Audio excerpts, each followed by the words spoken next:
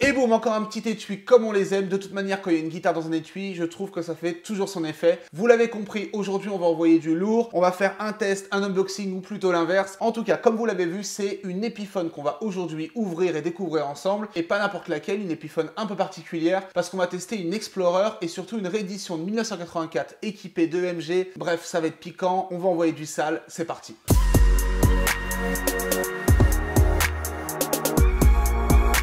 Bref, salut à tous, j'espère que vous allez bien. Alors, comme vous l'avez compris, aujourd'hui, on va tester une Explorer. Une Explorer, c'est quoi? C'est ce genre de modèle. Voilà, des modèles un peu particuliers, surtout au niveau de la forme. Là, ça représente un peu un éclair, j'ai l'impression. Enfin, c'est ce que je me suis toujours dit. Et du coup, moi, c'est des formes qui me font un petit peu peur. C'est des formes avec lesquelles je suis pas très à l'aise. Réellement, j'en ai pas beaucoup testé. Donc, mon gros test va être aujourd'hui. Il y a aussi des formes comme les Flying V. Donc, les Flying V, c'est pareil, ça envoie un peu. J'en avais une pour le coup, je me souviens. C'est un peu pour faire le kéké et tout. Bon, il y en a qui aiment bien, mais c'est des formes quand même très particulière et moi je trouve qu'on se lasse vite avec ce genre de forme. Donc aujourd'hui je vais être sincère avec vous, je vais vous dire si je me sens bien, si je me sens pas bien, si c'est une guitare que je peux vous conseiller en tant que débutant, avancé, intermédiaire, voir si côté son ça envoie aussi. Bon, je me fais pas trop de soucis non plus que c'est du corps en acajou, il y a du EMG, normalement on est là pour envoyer du sale, on est là pour envoyer du lourd. Donc le modèle qu'on va voir c'est une réédition de 1984 et vous allez voir qu'il nous fait penser à un gros modèle existant et surtout d'une superstar, du fameux guitariste de Metallica, James Hetfield. Alors moi il y a quelques temps j'ai testé la KH, la signature Kirk Hammett, et aujourd'hui bizarrement je me retrouve avec une Explorer qui a la même gueule, en tout cas c'est vraiment la jumelle de la guitare de James Hetfield. Évidemment aujourd'hui on n'est pas dans une signature James Hetfield, on reste chez Epiphone. De mémoire je crois qu'il a jamais joué sur Epiphone. Si je me trompe dites-moi le contraire et corrigez-moi en commentaire, mais voilà, lui c'est plutôt du ESP LTD, je crois vaguement Gibson. En tout cas voilà, on est dans une cousine éloignée de l'Explorer de James Hetfield, on a vraiment tout pour lui ressembler. On a la forme, vous allez voir qu'on a la couleur, on a les micros, bref on a la même gueule. Je pense qu'on peut dire que c'est des guitares qui se rapprochent. Avant de commencer tout ça, évidemment, je remercie plus que tout la personne, et c'est un élève qui m'a prêté cette guitare. Lui, il est fan justement un peu de Metallica et de James Hetfield, d'où son choix. Et du coup, bah, c'est vraiment cool de me l'avoir laissé parce qu'on va s'amuser un petit peu aujourd'hui. Évidemment, avant l'ouverture et le test, n'oubliez pas de vous abonner si c'est pas déjà fait. N'hésitez pas en commentaire à me dire ce que vous pensez de cette guitare, si ce genre de forme ça vous plaît, parce que ouais, on va beaucoup parler de la forme, c'est des formes un peu bizarres, hein, les Explorers. Si c'est justement une guitare que vous pouvez acheter, ou alors quelles sont vos formes favorites pour jouer, là où vous êtes le plus à l'aise. Moi, perso, j'aime beaucoup les Telecaster ou les formes des PRS juste derrière, je trouve ça assez agréable à jouer. Et n'oubliez pas de lâcher un petit pouce bleu, c'est gratuit, ça fait plaisir, ça donne le sourire. Bref, on est parti. Comme vous savez dans mes tests, on va commencer par ouvrir le case ensemble, on va voir ce qui nous attend à l'intérieur et ensuite on fera un petit test sonore, un petit test de confort, voir comment je me sens quand je suis en train de jouer et voir ce que donne le son, si ça envoie du lourd ou pas. Bref, on est parti pour l'ouverture de l'étui, on y va. Ok, nous voilà devant ce bel étui. Alors, je vous avoue qu'il est massif cet étui parce que c'est vrai que ces formes-là, les formes comme les Flying V, les formes comme les Explorers, les trucs un petit peu bizarres, bah, comme elles sont un petit peu géométriquement chelou, comme d'habitude je dis toujours le mot chelou, bah, les étuis sont obligés d'être en conséquence. Et le problème c'est que déjà un étui c'est assez balèze, mais là je vous avoue que c'est vraiment un étui de fusil d'assaut quoi. Mais bon, c'est pas très grave, c'est pour la bonne cause. On est parti, on va ouvrir tout ça. C'est parti, hop. Alors, ne vous inquiétez pas, comme d'habitude, je vais vous la montrer de face. Donc déjà, petit étui tout doux, comme d'habitude. Là, c'est un gris foncé, un peu brillant. Voici, voilà, la petite bête. Voici à quoi ressemble une petite Explorer pour ceux qui n'avaient aucune idée, même si je l'ai montré en début de vidéo, donc c'est idiot de le dire maintenant. Mais en gros, voilà, comme je vous ai dit, ça ressemble vachement à un éclair. Là, la première impression que j'ai, parce que je l'avais pas beaucoup touché, ergonomiquement, on dirait qu'on a un truc super type LTD, les trucs comme ça, et type Ibanez, assez fin, bizarrement, alors que le manche, il est censé être type Gibson. Je vous avoue que la guitare, elle est assez légère, et que c'est un côté très ergonomique. Pour moi, je m'attendais à un truc très gibsonien, entre guillemets, voilà, un truc assez balèze, mais j'ai pas l'impression qu'on est sur cette voie-là. Mais bon, c'est pas très grave, c'est une bonne surprise. Par contre, c'est vrai qu'elle est assez longue, le manche, il est assez balèze, donc c'est un manche en acajou, et devant, c'est du palissandre. Voilà, on reconnaît le bois noir, et c'est un manche derrière qui est, regardez bien, un manche qui est collé. On voit pas forcément de jointure et tout, il y en a une petite. C'est pas totalement un manche conducteur non plus, enfin si, parce qu'il y a l'effet justement conducteur. On n'est pas dans un manche qui relie le corps totalement,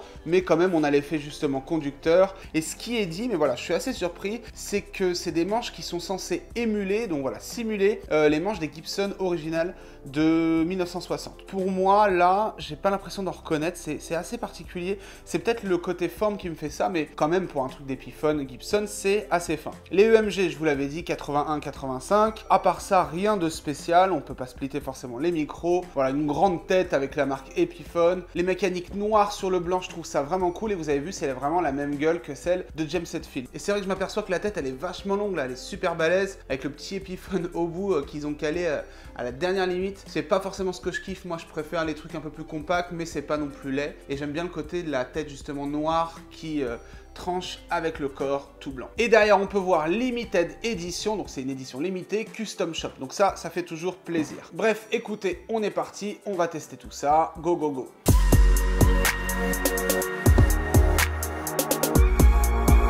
Alors, je vous cache pas que je suis vraiment pas du tout à l'aise et confort. Ça fait peut-être 5-10 minutes que j'essaie de trouver une bonne position. Donc j'ai mis la sangle, voilà, derrière. Là, je pensais que ces guitares-là, si vous ne mettez pas la lanière, la petite sangle qui est ici, c'est mort, c'est même pas la peine parce que ça va tomber en avant ou tomber en arrière, enfin, vous n'êtes pas à l'aise. Et je suis en position classique, là. C'est-à-dire qu'en gros, je suis vraiment en position classique où là, je suis pas la guitare sur le côté en position standard. C'est quasiment impossible pour moi de me mettre comme ça sur le côté, c'est pas possible, ça tombe trop, je suis pas à l'aise. Donc en fait, il faut vraiment être bien installé.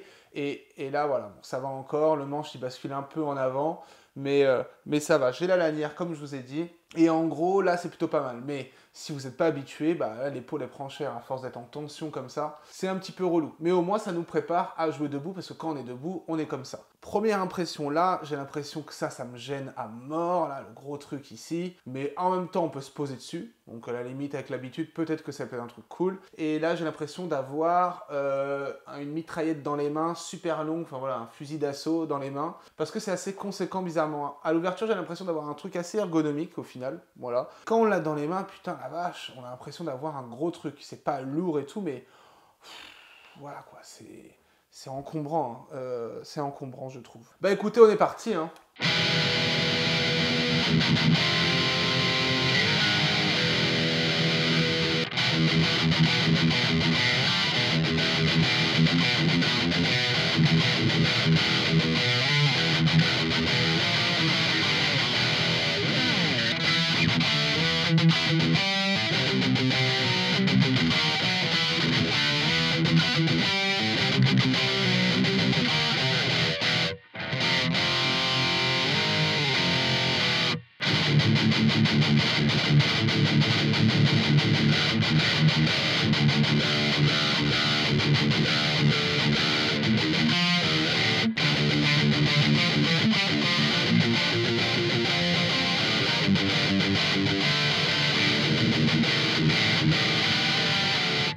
Question confort.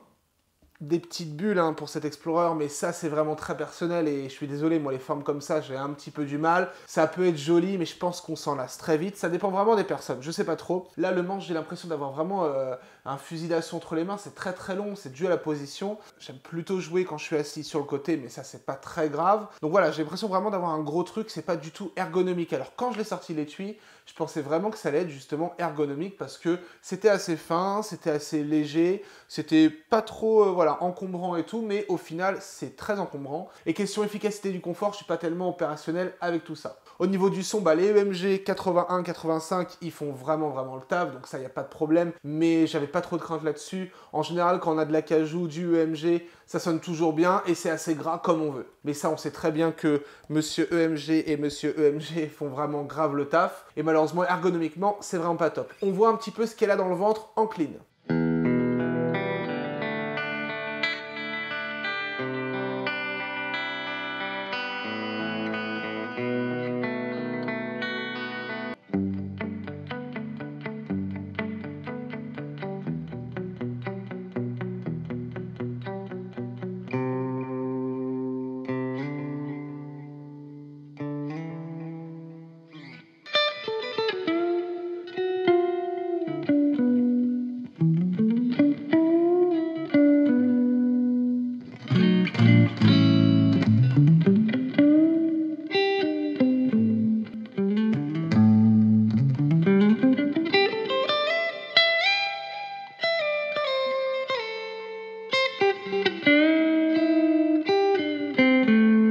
Ouais, c'est pas mal, hein. Toujours les EMG du haut qui font toujours leur taf, c'est plutôt pas mal. Les petits trucs bluesy et tout, ça passe toujours. Alors, je conseille pas de le faire sur le micro du bas parce que... Enfin, si, ça peut être sympa, y a rien à dire. Mais voilà, le micro du bas, il est toujours un peu tranchant, un petit peu froid et tout. Et c'est ce qu'on aime chez l'EMG, surtout pour faire des trucs un petit peu metallicestes, si on peut dire ça comme ça, ou les cleans des années 85, 90, ou même des cleans un peu plus modernes. Mais ça m'a toujours un petit peu dérangé cette non-chaleur des EMG. Je parle vraiment en clean, de l'EMG du bas. Mais tout est rattrapé avec le haut, donc on peut rien reprocher à tout ça. Allez, on va tester le micro du haut en disto pour voir un petit peu tout ça.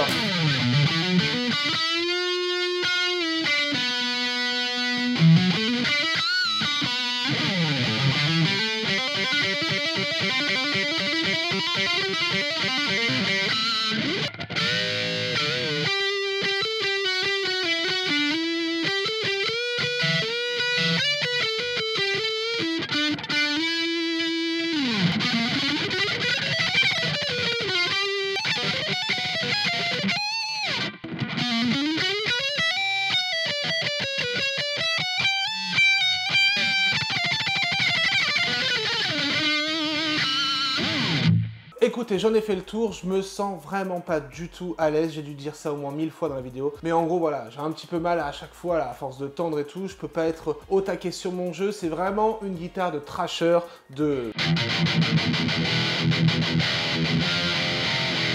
gars qui rentrent dedans. On comprend un petit peu pourquoi James Hetfield ne fait pas trop de solo. Mais voilà, en gros, c'est pas une guitare ergonomique. Mais par contre, niveau son, on peut pas dire qu'elle n'envoie pas la caisse. C'est sûr que ça en a un petit peu dans le ventre. Grâce au EMG, au corps et à ce qu'ils ont fait avec l'alchimie d'Epiphone et de tout ça. Je pense qu'il faut vraiment être fan de ces formes-là. Il faut vraiment kiffer. Mais par contre, voilà, vous me changez la forme et vous me mettez le son qu'il y a dedans, bah carrément parce que c'est une guitare qui envoie. En tout cas, j'espère que ce petit test vous a fait plaisir. N'hésitez pas à me dire, même si c'est toujours un petit peu complexe des fois de se dégoter des guitares, mais n'hésitez pas à me donner des idées de modèles que je pourrais tester. J'ai des petits contacts et on peut peut-être se débrouiller pour faire des petits modèles. N'oubliez pas de vous abonner si le test vous a plu et on se retrouve très vite pour des nouveaux tests, des sujets insolites, plein de nouvelles surprises très bientôt. Ciao!